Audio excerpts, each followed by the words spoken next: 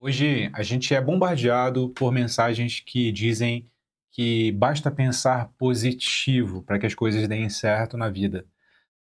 Aristóteles olharia para isso, balançaria a cabeça em silêncio e diria que a humanidade foi por um caminho bastante obscuro, não por falta de otimismo, mas porque sabia Aristóteles que viver bem vai muito além de um slogan tão simples quanto esse. Meu nome é Vitor Lima, eu sou seu professor de filosofia de hoje e de sempre. Isto não é filosofia e hoje a gente vai falar sobre Aristóteles e o otimismo vazio do mundo contemporâneo.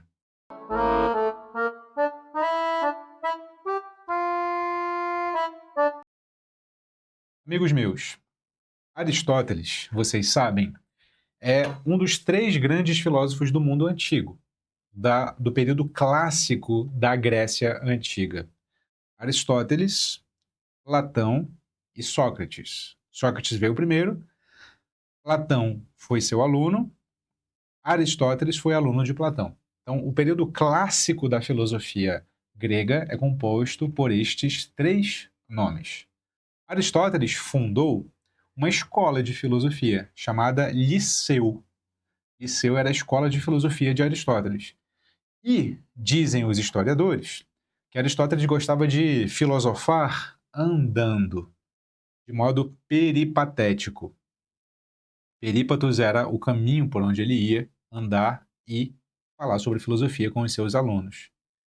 Aristóteles, além disso, foi professor de um dos conquistadores do mundo antigo mais famosos, de Alexandre o Grande, que conquistou não só os gregos, mas boa parte do mundo ocidental daquele período e do mundo oriental daquele período, embora Ocidente e Oriente não eram categorias que eram aplicáveis naquele período. Aristóteles viveu num mundo de incertezas políticas assim como o nosso, de incertezas culturais assim como o nosso. E ainda assim, ele formulou um ideal sólido, prático, e não só ideal no sentido da palavra que a gente usa, para guiar a vida. E é sobre isso que a gente vai falar hoje. De modo que a questão central que eu quero abordar com vocês é: por que eu estou dizendo que a ética aristotélica rechaçaria, rejeitaria como ilusão esse pensamento positivo, ou que os estadunidenses e falantes de língua inglesa em geral chamariam de wishful thinking, ou pensamento desejante. Eu quero abordar aqui a noção de felicidade no Aristóteles, de eudaimonia, e a noção de que se sentir bem não é a mesma coisa que ser feliz. Vamos abordar essa noção? Vamos lá. Então, no primeiro bloco aqui, eu quero falar sobre o conceito de virtude, atrelado ao conceito de felicidade, mas propriamente o conceito de virtude, e fazer um contraste entre virtude e otimismo. Vamos lá. Para Aristóteles, virtude é um comportamento habitual e, portanto, reiterado, e, portanto, não só uma ação isolada, que forma caráter. Um comportamento habitual que forma caráter. Se ele é um comportamento habitual e não uma ação isolada e não um pensamento, você já consegue, portanto, fazer a primeira distinção entre aquilo que é a chave da ética aristotélica e o que hoje a gente considera como pensamento positivo. Porque o pensamento positivo apela para a mentalização. Tudo começa quando você muda o seu mindset, quando você muda a sua estrutura mental, quando você muda o modo de encarar a realidade. Nem sempre, nem sempre. Pode ser que algumas vezes sim, eu não estou negando que mudar a mentalidade seja, assim, fundamental para algumas situações, mas nem sempre. Às vezes o que você precisa é fazer as coisas, mesmo que você não esteja delas plenamente convencido. É preciso que você faça exercícios físicos para fortalecer os músculos do seu corpo, mesmo que você não esteja convencido de que exercícios físicos lhe trarão algum benefício. É preciso que você, por exemplo, Trate com respeito as pessoas ao seu redor, mesmo que você não esteja convencido de que essas pessoas merecem o respeito que elas necessário. É preciso que você haja, pratique reiteradamente as coisas, mesmo antes de você se convencer, teoricamente, de que elas são necessárias. É preciso que você só faça. Faça. Muitas vezes. Não estou dizendo que isso é a fórmula da felicidade. Mas muitas vezes é isso que é preciso. A coragem, meus amigos, não nasce de repetir frases motivacionais. A coragem nasce no momento em que você enfrenta o medo agindo e não pensando positivamente, mudando o seu mindset, a sua crença limitante. Primeiro a ação, depois a mudança mental. Isso vai de encontro ao que muitos coaches, ao que muitos profissionais do comportamento humano dizem, mas é muitas vezes assim que nós funcionamos. Primeiro a ação, depois a mudança mental. Eu faço jiu-jitsu, eu sou um praticante de jiu-jitsu amador. Eu sou um faixa azul de jiu-jitsu no momento em que eu gravo este vídeo. E uma prática muito comum de praticantes iniciantes de jiu-jitsu é ficar vendo no Instagram, né, Reels, vídeos curtos de posições de jiu-jitsu. Porra, eu vou salvar isso aqui para fazer mais tarde. Poxa, eu vou fazer isso aqui para depois e tal. E quando chega na hora do pega para capar, lá no tatame, nenhuma daquelas posições que ele passou a semana vendo são colocadas em prática. Por quê? Porque não basta você mentalizar para que aquilo seja incorporado ao seu comportamento. Para que aquilo seja incorporado ao seu comportamento, o que é preciso fazer? Você precisa fazer, praticar, botar a mão na massa. Entende? Criar músculo, criar uma memória muscular de que você vai agir daquele modo e não de outro. Você precisa fazer, e repetir, e errar, e acertar, e lutar com alguém do mesmo peso, com alguém mais pesado, com alguém mais leve, e lutar com alguém mais graduado, com alguém menos graduado, e ir pro tatame de bom humor, de mau humor, né? Você precisa fazer.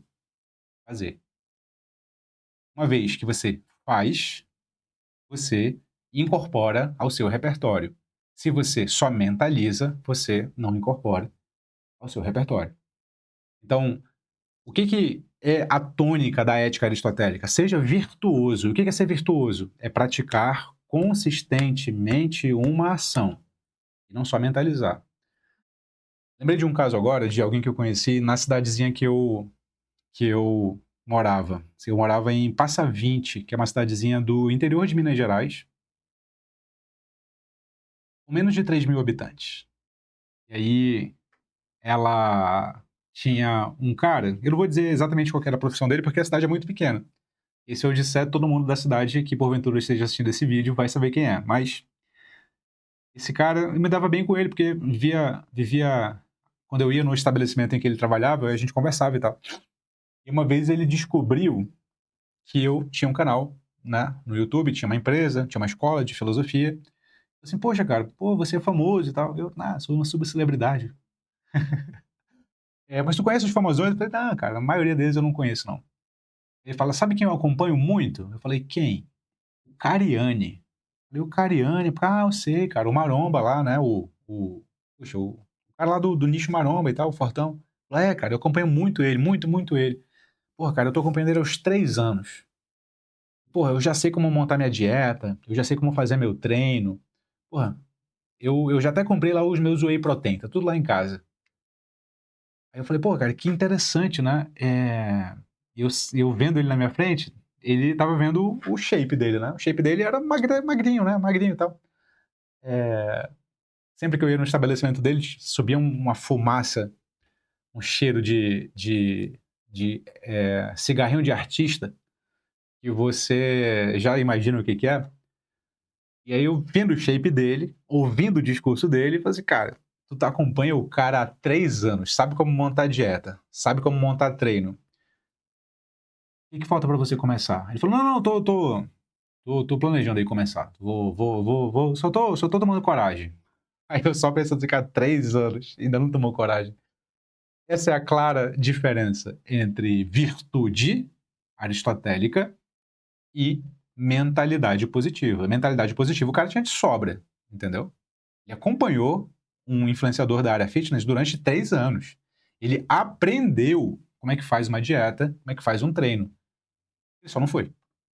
Ele só não fez o principal. Percebe? Qual que é a diferença clássica entre pensamento positivo e a virtude aristotélica? Esse é o primeiro bloco. O segundo bloco do que eu quero falar para vocês aqui é uma espécie de, entre aspas, realismo aristotélico. Aristóteles não só sabia da importância filósofo que era dos pensamentos abstratos, dos pensamentos conceituais, mas sabia da importância que era do pensamento voltado à prática.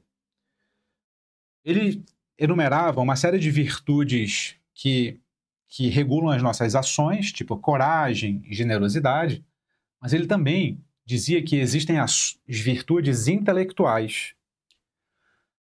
A virtude intelectual que regula todas as outras virtudes é a frônesis, em grego. Em português, a gente poderia traduzir por sabedoria prática, sensatez. Sensatez é a virtude intelectual que regula todas as outras virtudes que vão guiar as nossas ações. Ele dizia, ou você desenvolve a sua frônesis, a sua sensatez, ou você não vai agir bem. Pensamento positivo não ajuda você a ser mais sensato. O que ajuda você a ser mais sensato é passar por experiências concretas. A sensatez, a frônesis, não é algo que você adquire lendo um livro somente. O livro pode ajudar, veja bem, mas somente não. Digamos que você está lendo Como Fazer Amigos e Influenciar Pessoas. Tá? É um dos livros mais famosos do desenvolvimento pessoal, de autoajuda do século XX e também do século XXI. Dale Carnegie. Eu não acho um livro ruim, não mesmo. Eu acho um livro que diz coisas, sim, óbvias, mas de tão óbvias, pouca gente faz. Tipo, tratar as pessoas pelo nome, tipo, quando for conversar com alguém, perguntar mais do que falar. Não são obviedades? Duvido que metade de vocês faça isso. Duvido que 30% de vocês faça isso.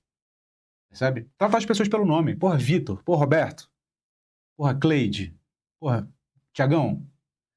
Porra, me fala mais sobre isso. Interessante, cara. E quando começou o seu interesse por isso? Cara, que interessante. Pô, me conta mais quais foram as suas dificuldades. Mostrar interesse genuíno. Beleza. O livro diz isso. Aí digamos que a pessoa lê o livro. E quando ela vai conversar com alguém, ela se esquece do nome da pessoa. Quando ela vai conversar com alguém, ela se preocupa mais em falar da vida dela do que perguntar da vida da outra pessoa. Não adiantou de nada. Ela não é sensata em absoluto. Mas o livro ajuda. Mas só ajuda se você praticar. O erro fundamental do pensamento positivo, em contraponto à frônesis, a sabedoria prática, é: pensamento positivo ignora limitações concretas. Ele fala, basta que você faça isso. Óbvio que não basta que você faça isso. Você deve levar em conta limitações concretas da circunstância, limites, riscos, incerteza. A sabedoria prática só se constrói na experiência, porque é só a experiência que traz circunstâncias concretas. Não é o planejamento da planilha de Excel. Não é o pensamento em abstrato. É o que você faz quando a situação se apresenta diante de você. Volto ao exemplo do jiu-jitsu. Tem a etapa do treino em que você aquece, tem a etapa do treino em que você aprende o golpe, a posição, e tem a etapa do treino em que você rola, que você luta, de fato. A posição que você aprende não vai ser aplicada igualzinha quando você está rolando com alguém. Porque quando você está rolando com alguém, a pessoa que é o seu adversário naquele momento vai colocar um obstáculo que não estava previsto no treino. E você vai ter que se virar com aquele obstáculo. Aí que você vai adquirir a sua frônesis, a sua sabedoria prática, concreta, com base nos limites que se apresentam na situação. Não basta pensar positivo. Você tem que passar por experiências. E muitas vezes, se eu não disser sempre, as experiências pelas quais você vai passar sem saber exatamente como resolvê-las. Você vai aprender como resolvê-las passando por elas, não em abstrato. É assim que você adquire frônesis, sabedoria prática, sensatez. Entende? Esse é o realismo aristotélico que vai contra o pensamento positivo. E, no bloco 3, aqui no que eu quero falar com vocês, tem uma lição esquecida. A felicidade para Aristóteles, a eudaimonia, como a gente fala em grego, é fruto da prática contínua da virtude que só pode ser mensurada no final da vida. Porque a felicidade, a gente pode aprofundar isso posteriormente, mas muito rapidamente, é traduzida pelo Aristóteles como a finalidade última. O que isso significa?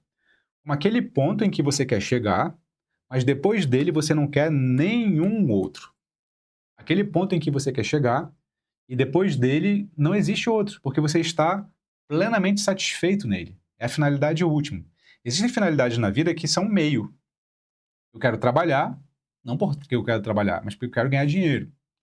Eu quero ganhar dinheiro, não porque eu quero ganhar dinheiro, mas porque eu quero comprar as coisas. Mas eu quero comprar as coisas não porque eu quero comprar as coisas, porque eu quero ser feliz. Eu quero ser feliz porque eu quero ser feliz.